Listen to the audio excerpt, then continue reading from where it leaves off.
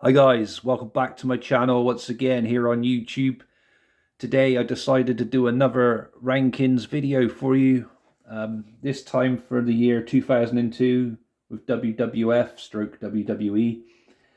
So I've decided to include the UK pay-per-views in with this one as well, so we have 14 DVDs to go through, or pay-per-views or whatever. I kind of felt cruel not including the Insurrection in the 2003 video, but looking back at it, the matches that were on it, after I videoed it and everything, I thought to myself it wouldn't have ranked that high anyway. It had one or two good matches in it, but it wouldn't have made it that high up on the list. But that's just my opinion on that anyway, guys.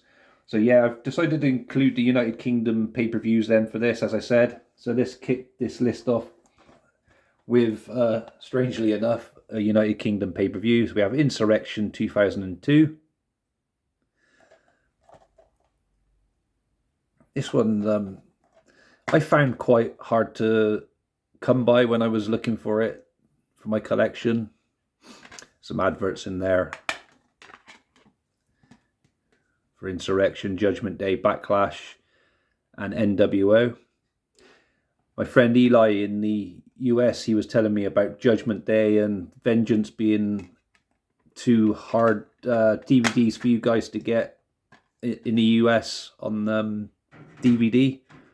The pay-per-views of the 2002 ones, that is, sorry, Judgment Day and Vengeance, because I think you could only order them from a certain website at the time or something, he was saying. But yeah, that's a shame that they're quite rare for you guys.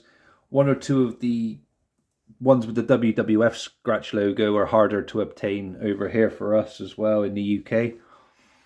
But sorry, I'm just going off topic a little bit there. Let's stick to the rankings. So yeah, 14th place we have Insurrection 2002.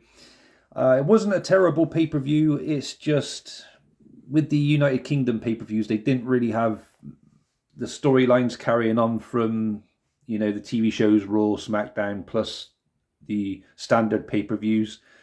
But it didn't really matter that much because I still enjoyed looking at what the matches were like, and yeah, there's a few interesting ones there. Believe it or not, Steven Richards versus Booker T for the Hardcore Championship was quite entertaining. Stone Cold versus Big Show was okay. Triple H versus Undertaker was okay for a main event. Eddie Guerrero versus Rob Van Dam was probably the best match on this pay-per-view, but it wasn't a 5-star or anything. We had Hardy Boys versus Shawn Stasiak and Brock Lesnar. Remember, this is Brock Lesnar's rookie year as well, guys. Spike Dudley versus William Regal for the European Championship as well. So it wasn't a terrible pay-per-view at all, but it's 14th on my list at this time anyway. In 13th place, I decided to put Unforgiven 2002.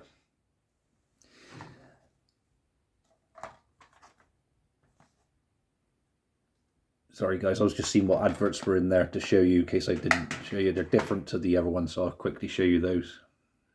Yeah, so we've got Ramped Up, the videos volume 1, which we never had a volume 2 for, which was strange. Vengeance and Judgment Day, what I was talking about earlier, and King of the Ring, and then an advert for SmackDown Shut Your Mouth on the PS2. So yeah, this is in 13th place, guys. I didn't like the main event. The finish to it was just rubbish, and for a pay-per-view, it was a bit of a letdown. That's just my thoughts and opinions on this. Kurt Angle versus Chris Benoit was probably the best match on the pay-per-view itself, but again, it's not saying a great deal. One match can't save a whole pay-per-view from being brilliant or from being a disaster or whatever. You know what I mean, guys. We got Triple H versus Rob Van Dam for the World Heavyweight Championship. We got Trish versus Molly Holly for the Women's Championship. Interpromotional tag team match. So Billy and Chuck from SmackDown, I think they were on at the time, against Rosie and Jamal from Raw. Edge versus Eddie Guerrero. Chris Jericho versus Ric Flair for the Intercontinental Championship. And then we had Kane, Booker T, Goldust, and Bubba Ray Dudley versus the Un-Americans. And this was the time when we had the brand split we separated. We had the Dudley Boys separated. So Bubba Ray, I think he was on SmackDown, and I think Devon went to Raw with like a vicar or priest gimmick of some sort.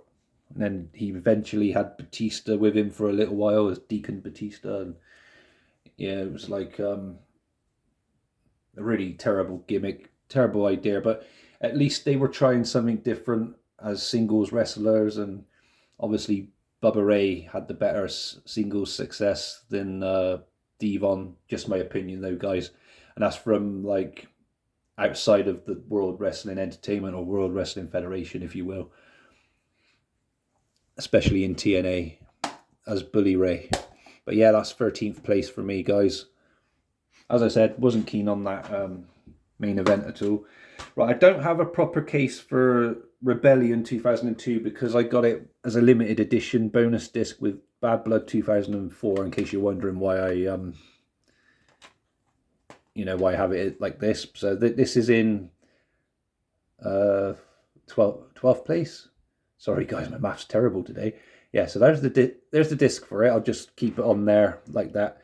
I can't really say much about it because I don't have an inlay for it either. It didn't come with one, like a match insert with the match card listing and everything on. But it was a SmackDown UK pay-per-view, if that makes sense. And matches that really stood out for me, well, the best match I thought on there was Los Guerreros versus Kurt Angle and Chris Benoit for the Tag Team Championship. I think they were on the line, the SmackDown Tag Belts. And the main event was a handicap match, Brock Lesnar and Paul Heyman versus Edge for the Undisputed Championship, which was just unfair, but it was an entertaining match, I thought. But yeah, it didn't really deserve higher ranking on the list than this, guys. Yeah, so that's 12th place. Yeah, I'll keep it like that. I know it looks stupid because it says 2004 is kind of distracted. But yeah, that's Rebellion 2002, guys. In 11th place, then, I go with Judgment Day 2002.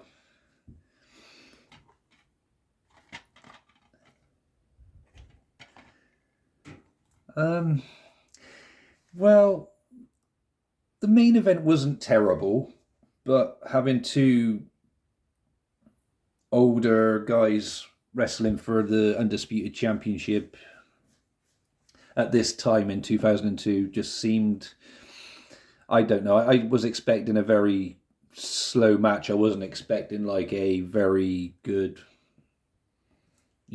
amazing 5-star quality match or anything like that. But Hollywood, Hulk Hogan and Undertaker, put on an okay main event. And yeah, just okay, guys. I'm sorry, I can't say much better than that. The titles seemed to change hands every pay-per-view pretty much throughout 2002, almost. I know I'm slightly over-exaggerating, but that's how it felt, especially throughout the summer, until Brock Lesnar got his hands on winning it.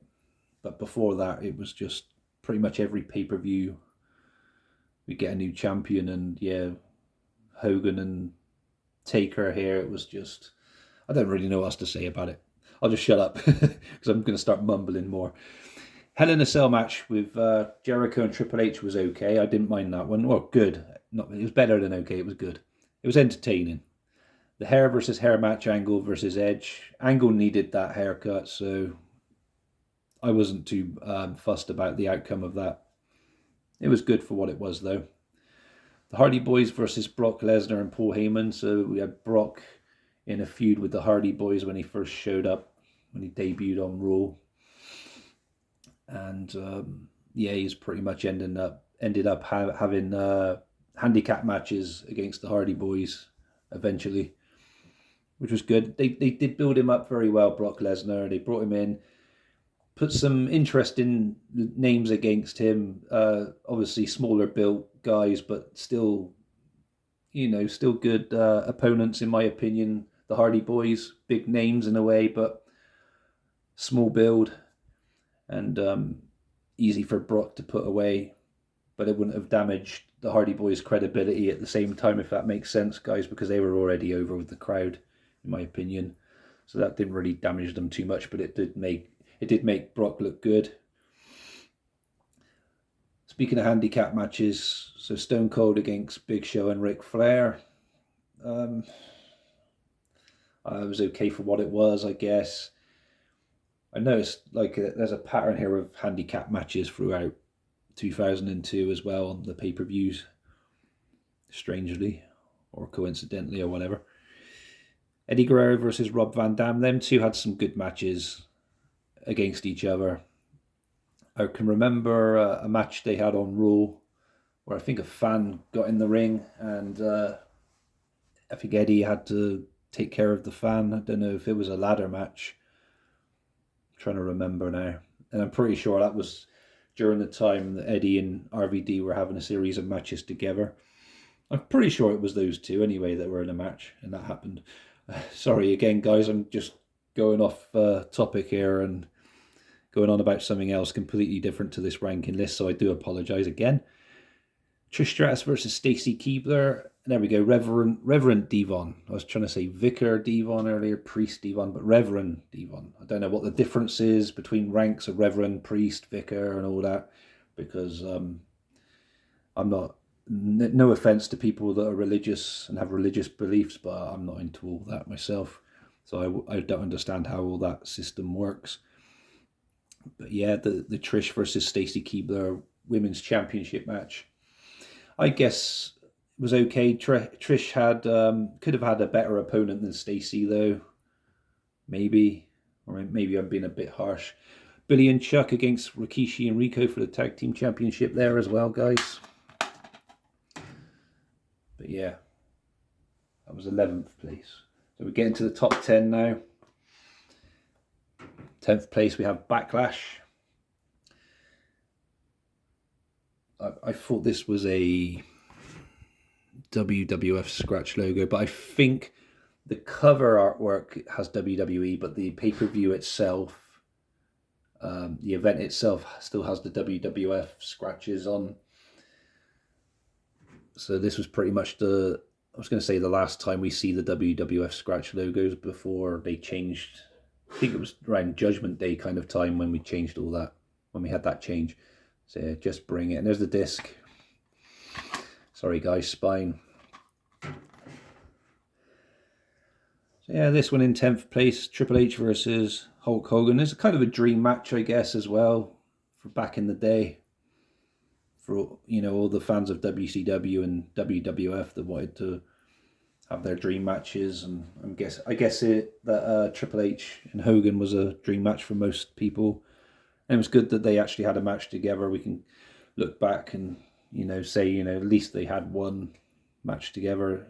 I don't know if they had any more like on Raw or SmackDown, like tag matches against each other or singles matches. I'm not sure, but this one will always stand out, I guess, for those two.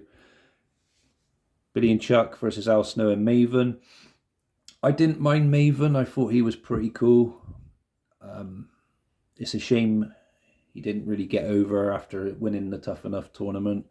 He kind of disappeared eventually towards the end of 2005, I think. But having him with his mentor, if you will, Al Snow, trainer or whatever, teacher. It says teacher and student unite, so yeah, teacher, I guess. So yeah, tag match there, but that's the sort of thing you would see on an episode of Raw or SmackDown. I'm not going to keep saying that throughout this video like I did with the last one as well, guys. So sorry about that. That 2006 rankings I did. We also have RVD versus Eddie Guerrero, Edge versus Kurt Angle, Jeff Hardy versus Brock Lesnar, Bradshaw versus Scott Hall. It's time to put the NWO in their place, and Bradshaw wants the honour. Again, Bradshaw didn't really seem to take off well with his character until he transformed into JBL. I didn't mind him in the Acolytes, but you know, the JBL character was obviously his best one, became champion and everything. But yeah, I decided to put that one in 10th, guys. Ninth place we have Armageddon. Now I had to think about this one a bit more carefully when I was putting this list together, because I didn't know if it was one that I'd liked or not. It's been a long time since I've seen it, but I think not the Hell in a Cell, what am I talking about? The 2 out of 3 Falls match. I was going to say 3 Stages of Hell, but no, 2 out of 3 Falls match for the World Heavyweight Championship. So we had Shawn Michaels versus Triple H. Triple H had Ric Flair with him. So the first fall was a street fight, second fall steel cage, third fall ladder match. Yeah, and I do like having a good think about it. I do remember it being a really good match. Very slow to begin with, but it does pick up, especially later on. But yeah, it's definitely a pay-per-view I might consider rewatching from start to finish again, because some of the matches I'm trying to think of now are a blur in my mind, like Benoit and Eddie Guerrero. I can't remember how good that one was. WWE Championship match, Big Show against Kurt Angle. Trish versus Victoria versus Jacqueline for the Women's Championship. See, most of these I can kind of remember, but not. Kane versus Batista, I don't really remember that one much either. And then we got our fatal 4-way elimination match for the World Tag Team Championship. So we have Jericho and Christian against Booker T and Goldust against the Dudley Boys versus Lance Storm and William Regal. And there's something about Tori Wilson and Dawn Marie at the bottom there, but it doesn't say they're against each other. It just says Tori Wilson and Dawn Marie. Yeah, that's why I couldn't put this one up any higher on the list, because I need to rewatch that one, I guess. But just because of the main event, I can remember it. That's why I thought it was a lot better than, you know, some of these other pay-per-views before it. You know, with having the 2 out of 3 Falls match. If I said 3 Stages of Hell again, I'm ever so sorry. I don't know why I keep saying that. So 8th place, we have Vengeance 2002. I'm not sure whose eyes they are supposed to be. Maybe Kurt Angle. That's really strange. Never really thought about that before, but yeah. On the disc artwork I'm on about, guys. Yeah, some creepy eyes going on there. So yeah, we have the triple threat match for the Undisputed Championship. We had Undertaker versus Rock versus Kurt Angle, which was entertaining. Hogan and Edge as a tag team, I liked that. That was cool. And they went against Christian and Lance Storm for the WWE Tag Team Championship. We had a no DQ, no count out match between Booker T and Big Show. I think this was the time when Booker T was trying to reject joining the NWO, or he was in the NWO, or they tried to recruit him. And Big Show was already in the NWO. I can't really remember the storyline that much now, but eventually Booker T does end up in the NWO for a little while. And yeah, that was quite cool. At RVD versus Brock Lesnar for the Intercontinental Championship. John Cena versus Chris Jericho. A really early match for Cena in his career. Jeff Hardy putting his European Championship on the line against William Regal. The Cruiserweight Championship up for grabs when Jamie Noble took on Billy Kidman. We had Bubba Ray and Spike Dudley against Chris Benoit and Eddie Guerrero in a tag team tables match, which was a lot of fun, I thought. And this one's got shitloads of extras on as well, guys.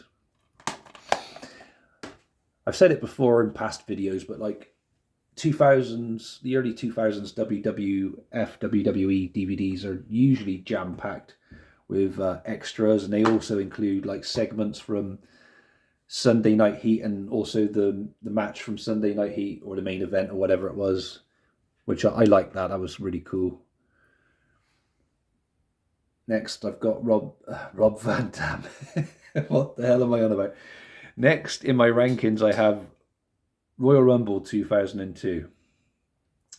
So this is 7th place. Sorry, guys. 30 men, 1 match, 1 winner. Rob Van Dam. Royal Rumble. What the hell is wrong with me today? I'm getting all my words wrong. Getting all my words robbed. Yes, the Rumble match itself, winner gets undisputed title shot at WrestleMania 18. It wasn't great. I'm going to be honest. I didn't like it that much. We had 1 or 2 interesting entrants, participants, whatever. But it wasn't as good as 2001. The magic wasn't there like it was with 2001. From start to finish, that Royal Rumble match from 2001 was just so entertaining. I really did enjoy that. But this one just seemed to drop a few levels down from that. Just my opinion though, guys. Jericho against Rock for the Undisputed Championship. We had a street fight, no DQ, no count out between Vince and Ric Flair, which I didn't mind too much. Jazz and Trish for the Women's Championship was actually pretty cool. Jazz, she can actually go when she wants to. She was a tough wrestler. Edge and William Regal for the Intercontinental Championship.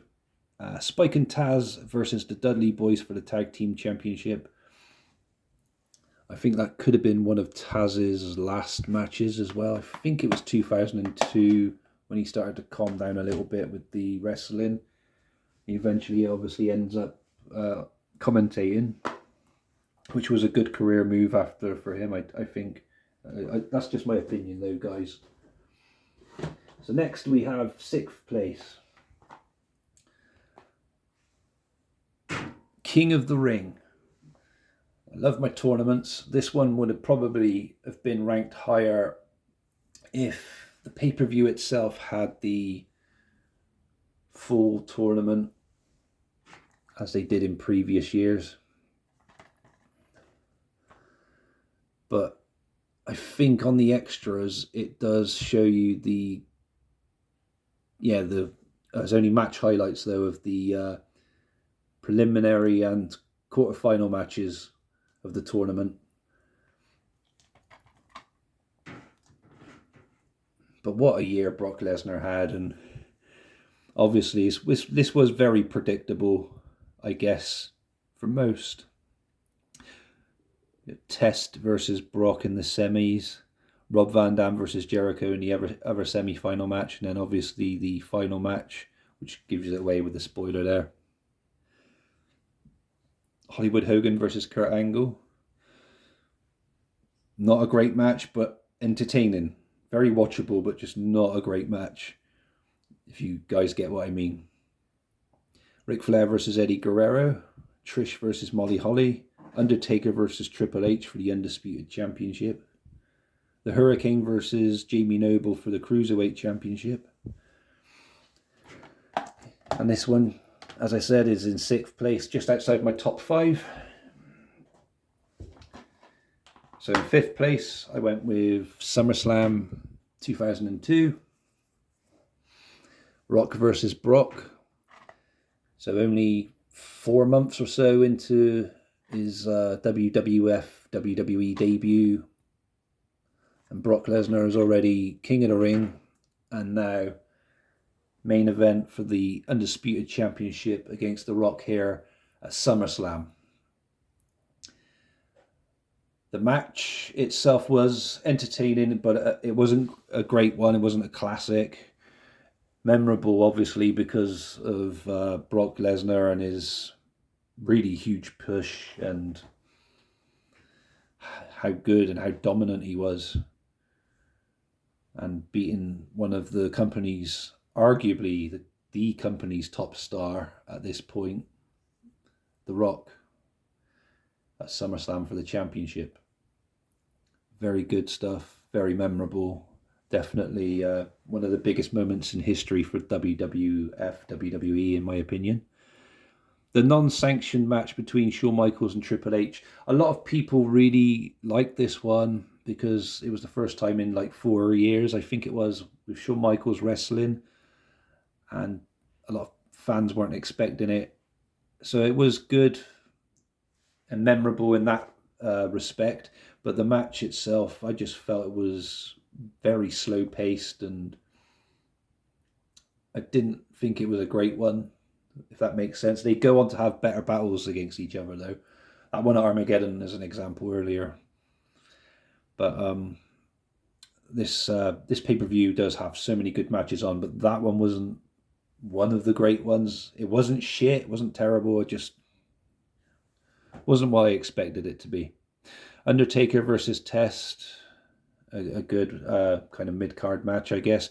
We had Chris Benoit versus Rob Van Dam for the Intercontinental Championship, which I'd enjoyed. Tag Team Championship up for grabs as Lance Storm and Christian took on Booker T and Goldust. I absolutely loved the tag team of Booker T and Goldust. Their segments were funny backstage.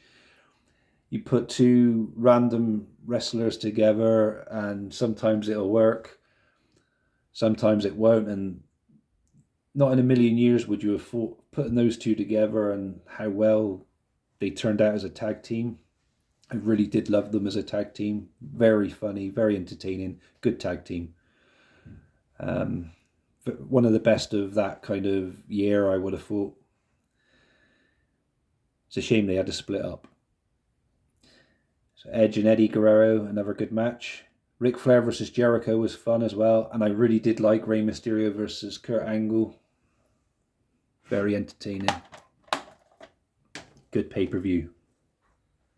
Fourth place, I decided to go with Survivor Series from 2002. Good artwork for back then with all the mesh in the background with the 6 participants. This pay-per-view's memorable for me, mainly because of Scott Steiner's debut. When he debuted here, I was so excited, and I thought, yes, he's going to pretty much dominate the WWE, you know, and I think he was on Raw at this point, wasn't he, guys? So yeah, I thought he was going to make quite a name for himself, but how wrong I was. But it's still good to see him show up here and debut on this pay-per-view. Jamie Noble against Billy Kidman for the Cruiserweight Championship. We also had Trish against Victoria for the Women's Championship. 6-man table match was very entertaining. We had Jeff Hardy, Bubba Ray and Spike Dudley versus the 3-Minute Warning and Rico. Triple Threat Elimination WWE Tag Team Championship match. Edge and Rey Mysterio versus Kurt Angle and Chris Benoit versus Eddie Guerrero and Chavo Guerrero. 3 good teams there. SmackDown had a very good tag division. Loads of interesting talent bundled together. Again, random tag teams that you wouldn't usually put together, like Edge and Rey Mysterio. Angle and Benoit worked well as a team, and obviously Los Guerreros makes sense. You know, Eddie and Chavo, uncle and nephew. And then we had the main event, Elimination Chamber World Heavyweight Championship match. Triple H, Chris Jericho, Kane, Booker T, Rob Van Dam and Shawn Michaels. Good match, excellent finish.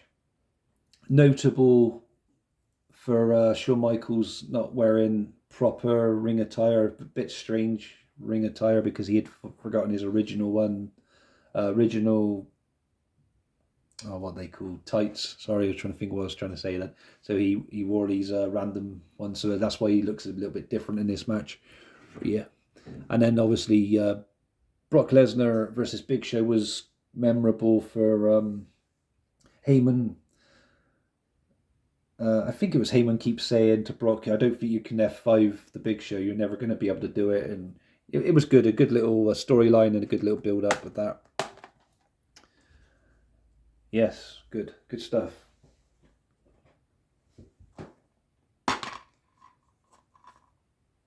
So third place we have No Mercy Cool artwork for this with the Kane mask.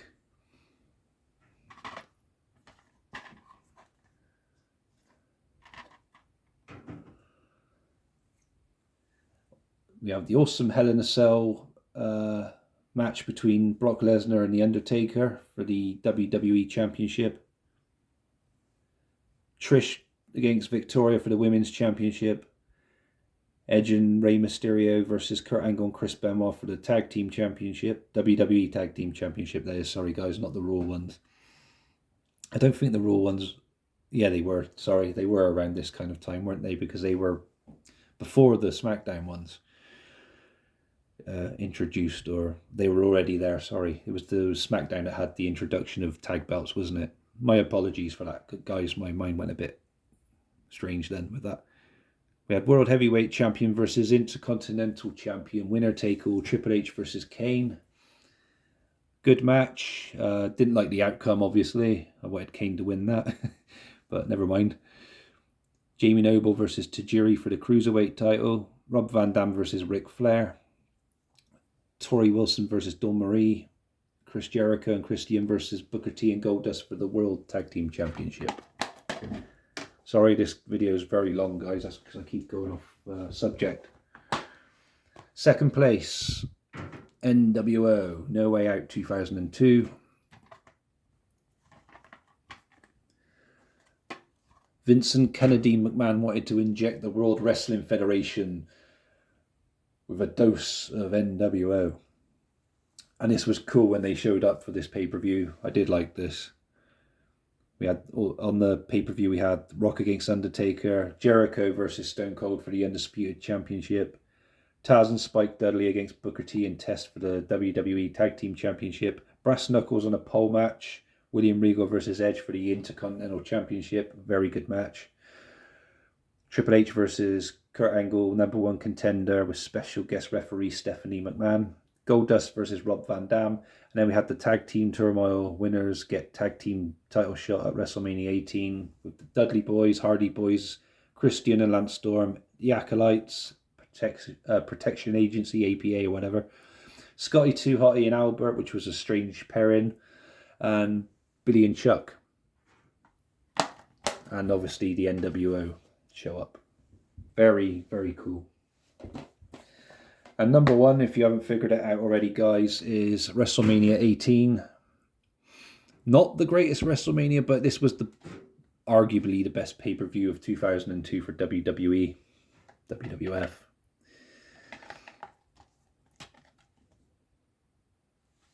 Yeah, I think that was a poster as well,